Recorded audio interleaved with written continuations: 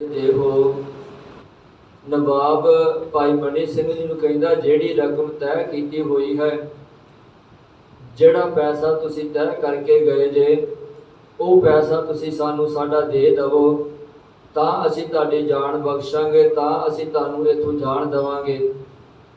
ਭਾਈ ਮਨੀ ਸਿੰਘ ਜੀ ਨੇ ਉੱਥੇ ਫਿਰ ਜਵਾਬ ਦਿੱਤਾ ਨਵਾਬ ਨੂੰ। ਭਾਈ ਮਨੀ ਸਿੰਘ ਜੀ ਕਹਿੰਦੇ ਨਵਾਬ ਤੁਹਾਨੂੰ ਕੋਈ ਵੀ ਪੈਸਾ ਨਹੀਂ ਦਿੱਤਾ ਜਾਵੇਗਾ, ਕਿਉਂਕਿ ਆਪਣੀ ਗੱਲ ਤੈਅ ਹੋਈ ਸੀ ਕਿ ਜੋੜ ਮੇਲਾ 10 ਦਿਨ ਤੱਕ ਮਨਾਇਆ ਜਾਵੇਗਾ।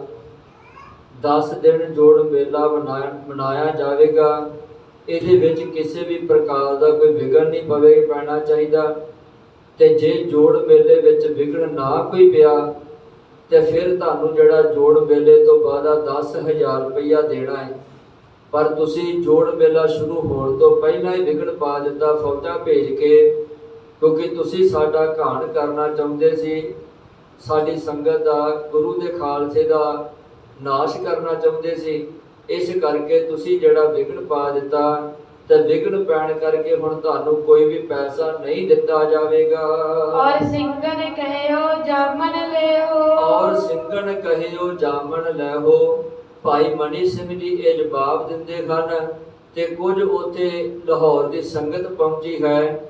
ਲਾਹੌਰ ਦੇ ਸਿੱਖ ਕਹਿਣ ਲੱਗੇ ਨਵਾਬ ਨੂੰ ਕਿ ਸਾਡਾ ਜਾਮਨ ਲੈ ਲਓ, ਅਸੀਂ ਪੈਸੇ ਤਾਰ ਦਿੰਦੇ ਹਾਂ, ਪਰ ਤੁਸੀਂ ਭਾਈ ਮਨੀ ਸਿੰਘ ਜੀ ਨੂੰ ਅਤੇ ਉਹਨਾਂ ਦੇ ਸਾਥੀਆਂ ਨੂੰ ਛੱਡ ਦਵੋ। ਸ਼ਾਹੂਕਾਰ ਵੀ ਮੰਨਣ ਤੇ ਆਏ, ਸ਼ਾਹੂਕਾਰ ਵੀ ਮੰਨਣ ਤੇ ਆਏ।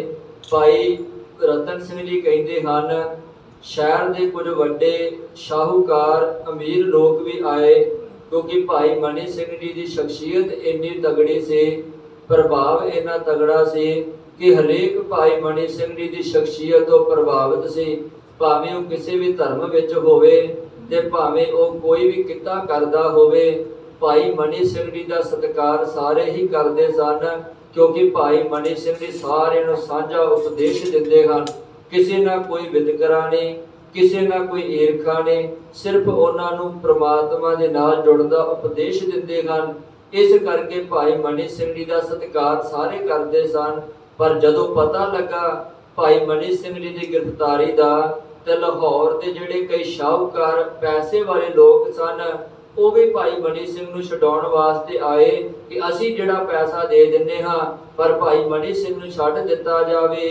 ਭਾਈ ਮਨੀ ਸਿੰਘ ਸੋ ਦਏ ਹਟਾਏ, ਭਾਈ ਮਨੀ ਸਿੰਘ ਸੋ ਦਏ ਹਟਾਏ। ਜਦੋਂ ਸ਼ਾਹੂਕਾਰ ਤੇ ਲਾਹੌਰ ਦੀ ਸੰਗਤ ਪੈਸਾ ਦੇਣ ਦੀ ਗੱਲ ਕਰਦੀ ਹੈ ਤੇ ਭਾਈ ਮਨੀ ਸਿੰਘ ਜੀ ਨੇ ਸੰਗਤ ਨੂੰ ਵੀ ਰੋਕ ਦਿੱਤਾ ਅਤੇ ਸ਼ਾਹੂਕਾਰ ਨੂੰ ਵੀ ਰੋਕ ਦਿੱਤਾ। ਭਾਈ ਮਨੀ ਸਿੰਘ ਜੀ ਕਹਿੰਦੇ ਕਿਸੇ ਨੇ ਕੋਈ ਪੈਸਾ ਨਹੀਂ ਦੇਣਾ, ਕਿਉਂਕਿ ਇਹਨਾਂ ਨੇ ਵਿਘਨ ਪਾਇਆ, ਵਿਘਨ ਅਸੀਂ ਨਹੀਂ ਪਾਇਆ, ਇਸ ਕਰਕੇ ਇਹਨਾਂ ਨੂੰ ਕੋਈ ਪੈਸਾ ਨਹੀਂ ਦੇਣਾ। ਭਾਈ ਮਨੀ ਸਿੰਘ ਨੇ ਸਾਰਿਆਂ ਨੂੰ ਇਸ ਪੈਸਾ ਦੇਣ ਬੰਨਿਓ ਰੋਕ ਦਿੱਤਾ।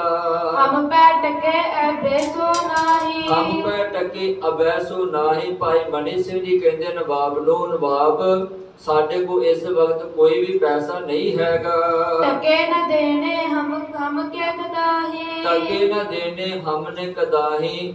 ਭਾਈ ਮਨੀ ਸਿੰਘ ਜੀ ਕਹਿੰਦੇ ਪਹਿਲੀ ਗੱਲ ਸਾਡੇ ਕੋਲ ਪੈਸਾ ਹੈ ਨਹੀਂ, ਤੇ ਦੂਜੀ ਗੱਲ ਜੇ ਪੈਸਾ ਹੁੰਦਾ ਵੀ ਤੇ ਅਸੀਂ ਤੈਨੂੰ ਦੇਣਾ ਨਹੀਂ ਸੀ, ਕਿਉਂਕਿ ਤੁਸੀਂ ਬੇਈਮਾਨੀ ਕੀਤੀ ਹੈ। ਤੁਸੀਂ ਜਿਹੜਾ ਵਾ ਇਹ ਆਪਣੀ ਬੇਈਮਾਨੀ ਨੂੰ ਦੁਹਰਾਇਆ ਵਾ, ਇਸ ਕਰਕੇ ਅਸੀਂ ਤੁਹਾਨੂੰ ਪੈਸਾ ਹੁੰਦਾ ਵੀ ਤੇ ਦੇਣਾ ਨਹੀਂ ਸੀ, ਪਰ ਪਹਿਲੀ ਗੱਲ ਸਾਡੇ ਕੋਲ ਪੈਸਾ ਨਹੀਂ ਹੈਗਾ। ਵੇਲਾ ਹੈ ਹਮਰੋ ਆਇਆ, ਕਹਿਓ ਵੇਲਾ ਹੈ ਹਮਰੋ ਆਇਆ।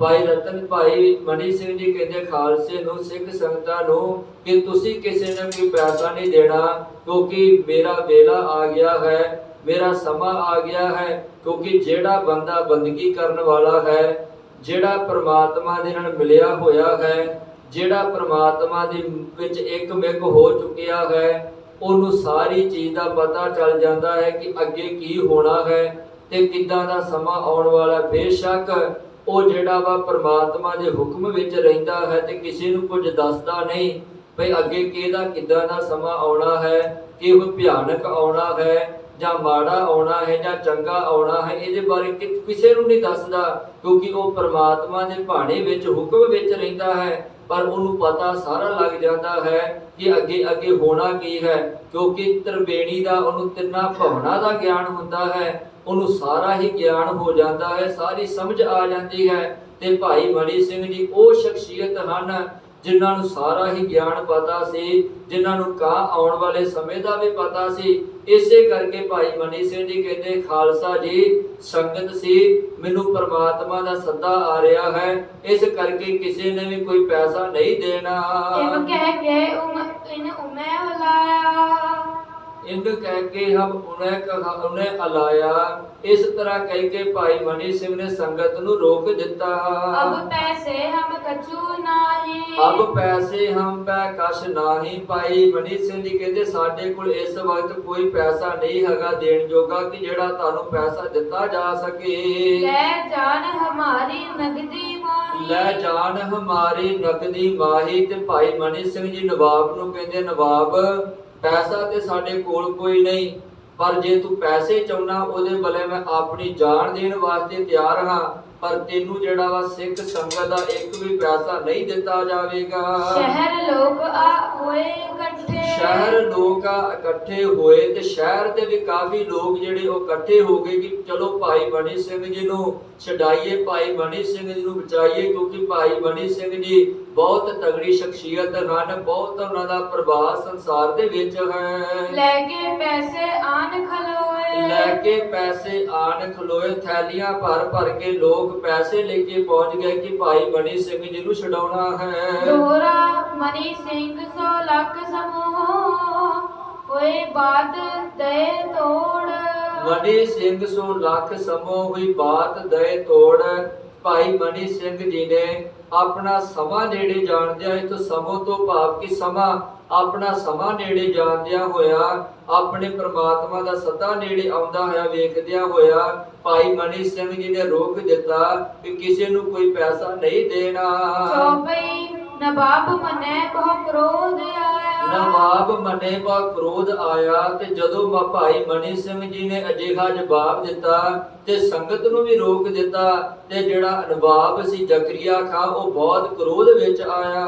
ਕਾਜੀ ਮੁੱਲਾ ਲੈ ਬੁਲਾਏ, ਕਾਜੀ ਮੁੱਲਾ ਲਏ ਬੁਲਾਏ। ਕਾਜੀ ਅਤੇ ਮੁੱਲਾ ਨੂੰ ਕੋਲ ਬੁਲਾਇਆ। ਪੁੱਛਿਓ ਉਨਕੋ ਪਾਸ ਬਹਾਏ, ਪੁੱਛਿਓ ਉਨਕੋ ਪਾਸ ਬਹਾਏ। ਕਾਜੀ ਮੁੱਲਾ ਨੂੰ ਕੋਲ ਬਿਠਾ ਕੇ ਨਵਾਬ ਉਹਨਾਂ ਨੂੰ ਪੁੱਛਦਾ ਹੈ। ਖਾਨ ਕਹਿਓ ਹੋ ਮੁਸਲਮਾਨ, ਖਾਨ ਕਹਿਓ ਹੋ ਮੁਸਲਮਾਨ। ਜਦੋਂ ਸਾਰੀ ਗੱਲ ਕਾਜੀ ਤੇ ਮੁੱਲਾ ਨੇ ਜਵਾਬ ਨੂੰ ਕਹਿ ਦਿੱਤੀ ਕਿ ਇਹਨਾਂ ਨੂੰ ਜਿਹੜਾ ਮੁਸਲਮਾਨ ਬਣਾ ਲਿਆ ਜਾਵੇ ਤੇ ਇਹਨਾਂ ਨੂੰ ਛੱਡ ਦਿੱਤਾ ਜਾਵੇ, ਕਿਉਂਕਿ ਬਜ਼ੁਰਗ ਅਵਸਥਾ ਵਿੱਚ ਹਨ, ਇਹਨਾਂ ਨੂੰ ਤਸੀਹੇ ਵੀ ਨਹੀਂ ਦੇ ਸਕਦੇ, ਇਹਨਾਂ ਨੂੰ ਮਾਰ ਵੀ ਨਹੀਂ ਸਕਦੇ, ਬਜ਼ੁਰਗ ਹਨ, ਚੰਗਾ ਇਸੇ ਵਿੱਚ ਹੈ ਕਿ ਇਹਨਾਂ ਨੂੰ ਛੱਡ ਦਿੱਤਾ ਜਾਵੇ। ਖਾਨ ਕਹਿਓ, ਨਵਾਬ ਜ਼ਕਰੀਆ ਖਾਂ ਕਹਿੰਦਾ ਉਹ ਮੁਸਲਮਾਨ ਭਾਈ ਮਨੀ ਸਿੰਘ ਜੀ ਨੂੰ ਕਿ ਤੁਸੀਂ ਮੁਸਲਮਾਨ ਹੋ ਜਾਵੋ, ਤੁਸੀਂ ਧਰਮ ਆਪਣਾ ਤਬਦੀਲ ਕਰ ਲਵੋ, ਤੁਸੀਂ ਆਪਣਾ ਧਰਮ ਛੱਡ ਕੇ ਸਾਡੇ ਧਰਮ ਵਿੱਚ ਆ ਜਾਵੋ, ਤੁਹਾਨੂੰ ਅਸੀਂ ਛੱਡ ਦਵਾਂਗੇ। ਕਦ ਛੋੜेंगे ਤੁਮਰੀ ਜਾਨ, ਤਦ ਛੋੜेंगे ਤੁਮਰੀ ਜਾਨ। ਫਿਰ ਤੁਹਾਨੂੰ ਛੱਡਾਂਗੇ, ਫਿਰ ਤੁਹਾਡੀ ਜਾਨ ਬਖਸ਼ਾਂਗੇ, ਕਿਉਂਕਿ ਤੁਸੀਂ ਜੇ ਮੁਸਲਮਾਨ ਹੋ ਜਾਵੋਗੇ, ਅਸੀਂ ਨਹੀਂ ਚਾਹੁੰਦੇ ਕਿ ਤੁਹਾਡੀ ਬਜ਼ੁਰਗ ਅਵਸਥਾ ਵਿੱਚ ਤੁਹਾਡੇ ਤੇ ਜ਼ੁਲਮ ਕਰੀਏ, ਤੁਹਾਡੇ ਨਾਲ ਧੱਕਾ ਕਰੀਏ, ਤੁਹਾਨੂੰ ਤਸੀਹੇ ਦਈਏ। ਇਸ ਕਰਕੇ ਚੰਗਾ ਇਸੇ ਵਿੱਚ ਹੈ ਕਿ ਤੁਸੀਂ ਧਰਮ ਚੇਂਜ ਕਰ ਲਵੋ, ਕਿਉਂਕਿ ਇਸ ਉਮਰ ਦੇ ਵਿੱਚ ਜ਼ੁਲਮ ਸਹਾਰਨਾ ਵੀ ਬੜਾ ਔਖਾ ਹੈ, ਦਰਦ ਸਹਾਰਨਾ ਬੜਾ ਔਖਾ ਹੈ। ਇਸ ਕਰਕੇ ਤੁਸੀਂ ਜ਼ੁਲਮ ਨਾ ਸਹਾਰਦੇ ਹੋਏ ਆਪਣਾ ਧਰਮ ਤਬਦੀਲ ਕਰ ਲਵੋ, ਆਪਣੇ ਧਰਮ ਨੂੰ ਛੱਡ ਕੇ ਸਾਡੇ ਧਰਮ ਵਿੱਚ ਆ ਜਾਵੋ, ਸਾਡੇ ਇਸਲਾਮ ਵਿੱਚ ਆ ਜਾਵੋ। ਸਿੰਘਨ ਕਹਿਓ ਹਮ ਸਿਦਕ ਨਹਾਰੇ, ਸਿੰਘਨ ਕਹਿਓ ਹਮ ਸਿਦਕ ਨਹਾਰੇ। ਭਾਈ ਮਨੀ ਸਿੰਘ ਜੀ ਫਿਰ ਅੱਗੇ ਜਵਾਬ ਦਿੰਦੇ ਹਨ ਨਵਾਬ ਨੂੰ ਕਿ ਫਿਰ ਕੀ ਹੋਇਆ, ਮੇਰੀ ਬਜ਼ੁਰਗ ਅਵਸਥਾ ਹੈ, ਪਰ ਮੈਂ ਆਪਣੇ ਸਿਦਕ ਨੂੰ ਨਹੀਂ ਹਾਰਾਂਗਾ, ਮੈਂ ਆਪਣੀ ਸਿੱਖੀ ਕੇਸਾਂ ਸਵਾਸਾਂ ਦੇ ਨਾਲ ਨਿਭਾਵਾਂਗਾ। ਤੁਸੀਂ ਜਿਹੜਾ ਮੇਰੇ ਤੇ ਜ਼ੁਲਮ ਢਾਉਣਾ ਹੈ ਉਹ ਢਾ ਸਕਦੇ ਜੇ, ਜਿਹੜਾ ਮੇਰੇ ਨਾਲ ਤਸੀਹਾ ਵਰਤਣਾ ਵਰਤ ਸਕਦੇ ਜੇ, ਜਿੱਦਾਂ ਦਾ ਵੀ ਮੈਨੂੰ ਤੁਸੀਂ ਕੁੱਟਣਾ ਚਾਹੁੰਦੇ ਜੇ, ਮਾਰਨਾ ਚਾਹੁੰਦੇ ਜੇ, ਜਿੱਦਾਂ ਵੀ ਤੁਸੀਂ ਕਰਨਾ ਚਾਹੁੰਦੇ ਜੇ ਕਰ ਲਵੋ, ਪਰ ਮੈਂ ਆਪਣੇ ਸਿਦਕ ਨੂੰ ਨਹੀਂ ਹਰਾਵਾਂਗਾ। ਮੈਂ ਸਿਦਕ ਵਿੱਚ ਰਹਿੰਦਿਆਂ ਹੋਇਆਂ ਆਪਣੀ ਸਿੱਖੀ ਕੇਸਾਂ ਸਵਾਸਾਂ ਦੇ ਨਾਲ ਨਿਭਾ ਜਾਵਾਂਗਾ। ਕਈ ਜਨਮ ਪਰ ਸਿਦਕ ਸੁਗਾਰੇ, ਕਈ ਜਨਮ ਪਰ ਸਿਦਕ ਸੁਗਾਰੇ। ਭਾਈ ਮਨੀ ਸਿੰਘ ਜੀ ਕਹਿੰਦੇ ਇੱਕ ਜਨਮ ਨਹੀਂ, ਕੱਲਾ ਇਹੋ ਜਨਮ ਨਹੀਂ, ਮੈਨੂੰ ਕਈ ਜਨਮ ਮਿਲ ਜਾਣ, ਤੇ ਤਾਂ ਵੀ ਮੈਂ ਜਿਹੜਾ ਵਾ ਸਿੱਖੀ ਤੋਂ ਜਿਹੜਾ ਬੇਮੁਖ ਨਹੀਂ ਹੋਵਾਂਗਾ, ਕਿਉਂਕਿ ਜਨਮ ਤੇ ਕਈ ਵਾਰੀ ਮਿਲ ਸਕਦਾ ਹੈ, ਸਰੀਰ ਤੇ ਕਈ ਵਾਰੀ ਮਿਲ ਸਕਦਾ ਹੈ, ਪਰ ਸਿੱਖੀ ਜਿਹੜੀ ਉਹ ਹਰੇਕ ਜਨਮ ਦੇ ਵਿੱਚ ਨਹੀਂ ਮਿਲਦੀ। ਭਾਈ ਮਨੀ ਸਿੰਘ ਜੀ ਕਹਿੰਦੇ ਆ, ਨਵਾਬ ਆ ਮੈਨੂੰ ਜਿਹੜੀ ਸਿੱਖੀ ਗੁਰੂ ਗੋਬਿੰਦ ਸਿੰਘ ਪਾਤਸ਼ਾਹ ਨੇ ਦਿੱਤੀ ਹੈ, ਇਸ ਸਿੱਖੀ ਦੇ ਉੱਤੋਂ ਮੈਂ ਕਈ ਜਨਮ ਵਾਰ ਸਕਦਾ ਹਾਂ, ਪਰ ਇਸ ਸਿੱਖੀ ਦੇ ਵੱਲੋਂ ਮੈਂ ਬੇਮੁਖ ਨਹੀਂ ਹੋਵਾਂਗਾ, ਮੈਂ ਗੁਰੂ ਵੱਲੋਂ ਬੇਮੁਖ ਨਹੀਂ ਹੋਵਾਂਗਾ, ਮੈਂ ਸਿਦਕ ਨੂੰ ਜਿਹੜਾ ਵਾ ਖਤਰੇ ਵਿੱਚ ਨਹੀਂ ਗਾਲਾਂਗਾ, ਮੈਂ ਸਿਦਕ ਦੇ ਅਨੁਭਵਦਾ ਹੋਇਆ ਮੈਂ ਹਰੇਕ ਜ਼ੁਲਮ ਨੂੰ ਸਹਾਰ ਲਵਾਂਗਾ, ਪਰ ਮੈਂ ਸਿੱਖੀ ਵੱਲੋਂ ਬੇਮੁਖ ਨਹੀਂ ਹੋਵਾਂਗਾ। ਸਿੰਘਨ ਮਾਰਨ ਕੀ ਬ੍ਰਿਧ ਰਹਿਓ, ਸਿੰਘਨ ਮਾਰਨ ਕੀ ਬਿਦ ਕਹਿਓ। ਫਿਰ ਜਦੋਂ ਇੰਨੇ ਬਚਨ ਭਾਈ ਮਨੀ ਸਿੰਘ ਜੀ ਨੇ ਕਹੇ ਤੇ ਨਵਾਬ ਫਿਰ ਕਹਿੰਦਾ ਹੈ ਕਾਜੀ ਮੁੱਲਾ ਨੂੰ ਕਿ ਇਹਨੂੰ ਮਾਰਨ ਦੀ ਕੋਈ ਵਿਧੀ ਦੱਸੋ, ਕੋਈ ਤਰੀਕਾ ਦੱਸੋ, ਕਿਹੜੇ ਢੰਗ ਤਰੀਕੇ ਦੇ ਨਾਲ ਇਹਨੂੰ ਮਾਰਿਆ ਜਾਵੇ, ਕਿਹੜੇ ਢੰਗ ਤਰੀਕੇ ਦੇ ਨਾਲ ਇਹਨੂੰ ਖਤਮ ਕੀਤਾ ਜਾਵੇ। ਕੁਰਾਨ ਕਿਤਾਬਨ ਲਿਖਿਓ ਜਮ ਸਹਿਓ, ਕੁਰਾਨ ਕਿਤਾਬਨ ਲਿਖਿਓ ਜਿਵ ਸਹੋ, ਜਿਵੇਂ ਸਾਡੀਆਂ ਕਿਤਾਬਾਂ ਵਿੱਚ ਲਿਖਿਆ ਹੈ, ਕੁਰਾਨ ਵਿੱਚ ਲਿਖਿਆ ਹੈ, ਜਿਹੜਾ ਵੀ ਤਸੀਹਾ ਬਣਦਾ ਹੈ, ਫਤਵਾ ਬਣਦਾ ਹੈ, ਉਹ ਦੱਸੋ।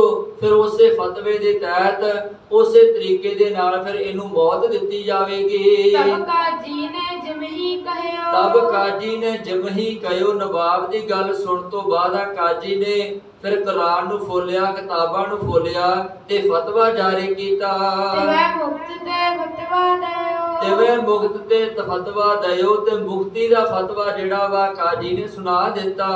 ਬੰਦ ਬੰਦ ਜੁਦੋ ਸਿੰਘ ਮਨੀ ਲਖਾਇਓ, ਬੰਦ ਬੰਦ ਜੁਦੋ ਸਿੰਘ ਮਣੀ ਕਰਾਵੋ। ਕਾਜੀ ਕਹਿਣ ਲੱਗਾ ਨਵਾਬ ਸਾਹਿਬ, ਸਾਡੇ ਕਿਤਾਬਾਂ ਕਹਿ ਰਹੀਆਂ ਹਨ, ਸਾਡੀ ਕੁਰਾਨ ਕਹਿ ਰਹੀ ਹੈ ਕਿ ਇਸ ਭਾਈ ਮਣੀ ਸਿੰਘ ਨੂੰ ਬੰਦ ਕਰਕੇ ਅਜਿਹੇ ਤਸੀਹੇ ਦੇ ਕੇ ਇਹਦੇ ਸਰੀਰ ਦਾ ਇੱਕ ਇੱਕ ਅੰਗ ਜੁਦਾ ਕਰਕੇ ਇਹਨੂੰ ਮਾਰ ਦਿੱਤਾ ਜਾਵੇ, ਇਹਨੂੰ ਖਤਮ ਕਰ ਦਿੱਤਾ ਜਾਵੇ।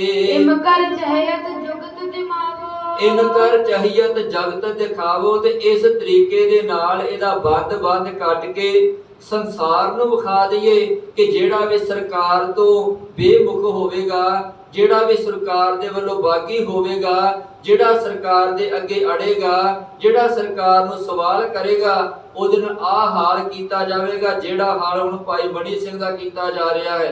ਕਿਉਂਕਿ ਸਰਕਾਰ ਉਹਦੇ ਕੋਲ ਤਾਕਤ ਹੈ ਤੇ ਉਹ ਆਪਣੀ ਤਾਕਤ ਦੇ ਨਾਲ ਆਮ ਜਨਤਾ ਦੀ ਆਵਾਜ਼ ਦਬਾਉਂਦੀ ਆਈ ਹੈ ਤੇ ਦਬਾਉਂਦੀ ਰਹੇਗੀ।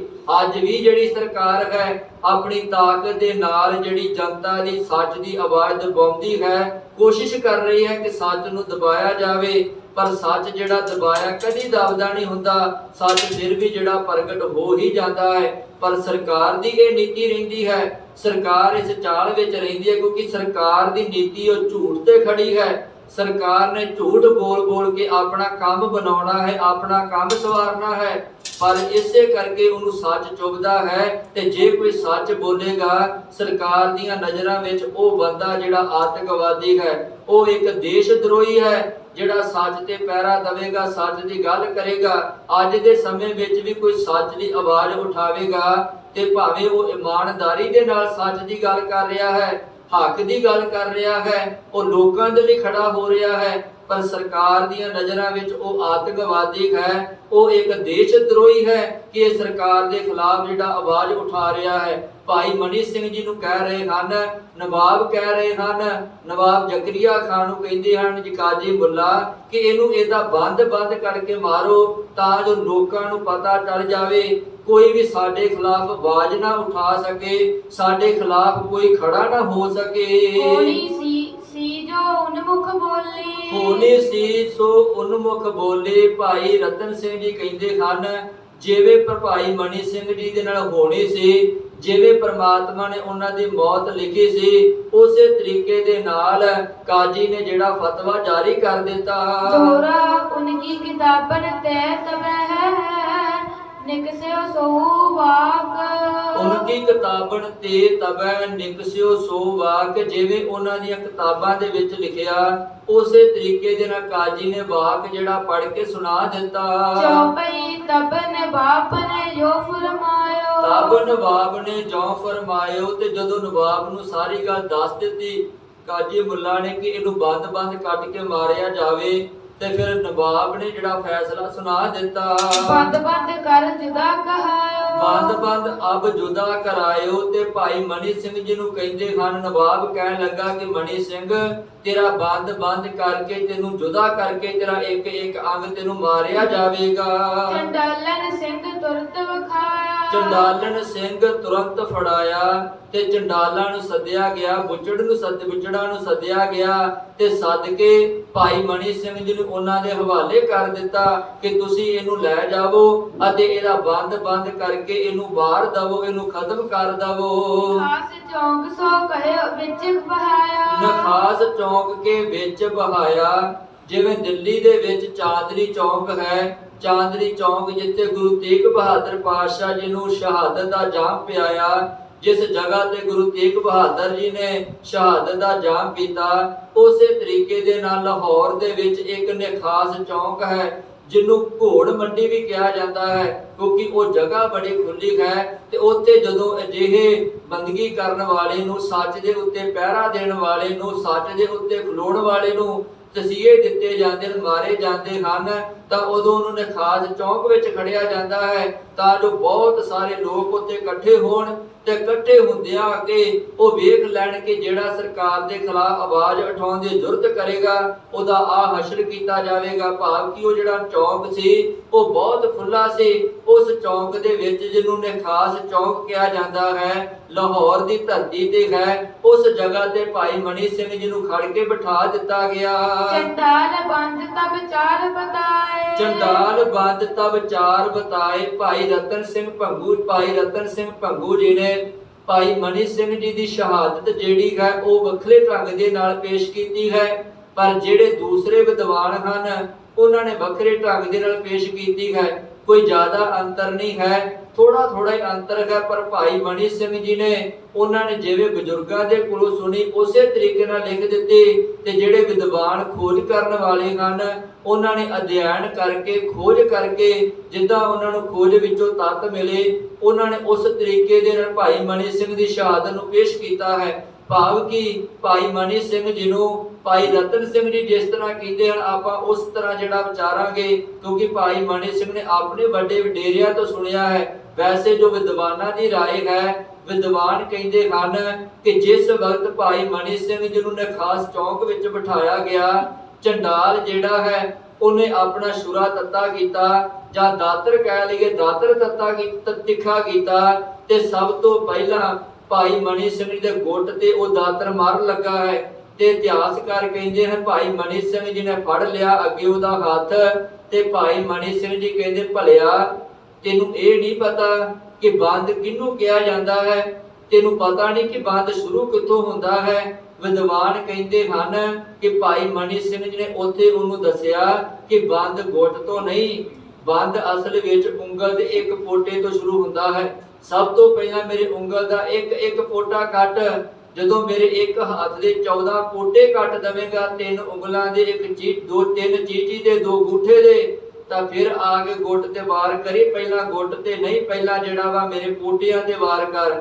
ਵਿਦਵਾਨ ਕਹਿੰਦੇ ਹਨ ਕਿ ਇਸ ਤਰੀਕੇ ਦੇ ਨਾਲ ਭਾਈ ਮਨੀ ਸਿੰਘ ਨੇ ਰੋਕ ਕੇ ਆਪਣੇ ਜਿਹੜੇ ਬੰਦ ਜਿਹੜੇ ਕਟਵਾਏ ਹਨ, ਇਸ ਤਰੀਕੇ ਦੇ ਨਾਲ ਭਾਈ ਮਨੀ ਸਿੰਘ ਜੀ ਨੂੰ ਤਸੀਹੇ ਦਿੱਤੇ ਗਏ ਹਨ। ਤੇ ਭਾਈ ਰਤਨ ਸਿੰਘ ਜੀ ਕਹਿੰਦੇ ਹਨ ਕਿ ਜਿਹੜਾ ਚੰਡਾਲ ਸੀ ਉਹਨੂੰ ਜਿਹੜਾ ਪਤਾ ਨਹੀਂ ਸੀ ਕਿ ਬੰਦ ਹੁੰਦਾ ਕੀ ਹੈ, ਕਿਹਨੂੰ ਕਿਹਾ ਜਾਂਦਾ ਹੈ, ਤੇ ਉਹਨੇ ਆਪਣੇ ਵੱਲੋਂ 4 ਬੰਦ ਦੱਸੇ ਹਨ ਕਿ ਸਰੀਰ ਦੇ ਵਿੱਚ 4 ਹੀ ਬੰਦ ਹਨ, 2 ਬਾਹਾਂ ਦੇ, 2 ਲੱਤਾਂ ਦੇ। ਤੇ ਭਾਈ ਮਨੀ ਸਿੰਘ ਜੀ ਨੇ ਜੋ ਫਿਰ ਉੱਥੇ ਦੱਸਿਆ ਕਿ ਬੰਦ ਕਿਹੜਾ ਹੁੰਦਾ ਹੈ, ਤੇ ਭਾਈ ਮਨੀ ਸਿੰਘ ਜੀ ਆਪ ਦੱਸ ਕੇ ਇੱਕ ਬੰਦ ਕਟਵਾਉਂਦੇ ਹਨ। ਉਹ ਜਿਹੜੀ ਤਰੀਕੇ ਦੇ ਨਾਲ ਭਾਈ ਰਤਨ ਸਿੰਘ ਭੰਗੂ ਜੀ ਨੇ ਲਿਖਿਆ ਹੈ ਤੇ ਵਿਦਵਾਨਾਂ ਨੇ ਜਿਸ ਤਰੀਕੇ ਨਾਲ ਖੋਜ ਕਰਕੇ ਲਿਖਿਆ ਹੈ ਉਹਨਾਂ ਨੇ ਬਹੁਤ ਵੱਖਰੇ ਤਰੀਕੇ ਨਾਲ ਲਿਖਿਆ ਹੈ। ਭਾਵ ਕਿ ਕੋਈ ਜ਼ਿਆਦਾ ਅੰਤਰ ਨਹੀਂ ਹੈ, 19-21 ਦਾ ਫਰਕ ਹੈ, ਪਰ ਭਾਈ ਮਨੀ ਸਿੰਘ ਜੀ ਨੂੰ ਬੰਦ ਕਰਕੇ ਉਹਨਾਂ ਨੂੰ ਸ਼ਹੀਦ ਕੀਤਾ ਗਿਆ, ਉਹਨਾਂ ਨੂੰ ਸ਼ਹਾਦਤ ਦਾ ਜਾਮ ਪਿਆਇਆ ਗਿਆ। ਤੇ ਭਾਈ ਮਨੀ ਸਿੰਘ ਜੀ ਨੇ ਹੱਸ ਕੇ ਆਪਣੇ ਬੰਦ ਕਟਵਾਏ ਹਨ। ਭਾਈ ਮਨੀ ਸਿੰਘ ਜੀ ਰਤਾ ਵੀ ਘਬਰਾਏ ਨਹੀਂ, ਰਤਾ ਵੀ ਡੋਲੇ ਨਹੀਂ ਕਿ ਇੱਕ ਬੰਦ ਨੂੰ ਕੱਟਿਆ ਜਾਣਾ ਹੈ ਤੇ ਮੈਂ ਡੋਲ ਜਾਗਾ। ਬਜ਼ੁਰਗੀ ਅਵਸਥਾ ਹੈ ਪਰ ਇਰਾਦਾ ਇੰਨਾ ਪੱਕਾ ਹੈ, ਕਿਉਂਕਿ ਬਾਣੀ ਦੇ ਵਿੱਚ ਇੱਕ ਬਚਨ ਆਉਂਦਾ, ਗੁਰਮੁਖ ਬੁੱਢੇ ਕਦੇ ਨਾਹੀ।